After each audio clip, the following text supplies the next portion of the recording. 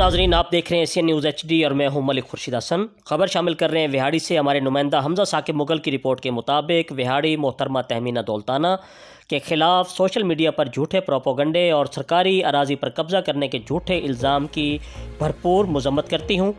मेरा मुस्लिम लीग नून से कोई ताल्लुक़ नहीं, मोहतरमा तहमीना दौलताना से ज़ाती ताल्लुक़ है और इलेक्शन में मैं भरपूर अपनी पार्टी पाकिस्तान मुस्लिम लीग काफ को सपोर्ट करती हूँ और करती रहूँगी। मोहतरमा फ़रख मंजूर रिंद का एशियन न्यूज़ को दिया गया इंटरव्यू सुनते हैं उन्हीं की ज़ुबानी। कॉम्प्लेक्स बनाया गया यूनिवर्सिटी है, वो बेगम अकीदा दौलताना साहबा की मोहतरमा की वालदा की ज़मीन थी। और उसके बाद दानेवाल स्कूल का अगर मैं जिक्र करूं तो दानेवाल स्कूल के साथ जो ज़मीन मुल्का थी वो मियाँ रियाज दौलताना साहब जब वो MLA थे, मोहतरमा के वालिद, वो उनकी ज़मीन थी।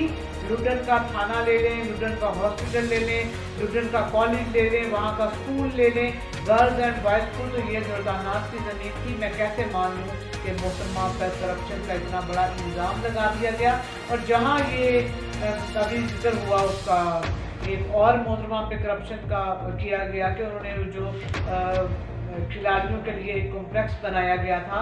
और कहती हूँ कि अगर गवर्नमेंट इतनी ज़्यादा इस चीज़ पर वो उनका इत्मीनान है, यकीन है कि मोहतरमा ने करप्शन की है, तो मेहरबानी करके वो जो भी करप्शन की गई है उसको मज़ीद वो आवाम के सामने लाएं। क्योंकि मैं ये समझती हूँ कि मोहतरमा की ज़ात पर करप्शन का इल्ज़ाम लगाना समझो कि चांद पर थूकने के मुताबिक है। जी, मज़ीद खबरों से बाखबर रहने के लिए देखते रहिए एशियन न्यूज़ HD।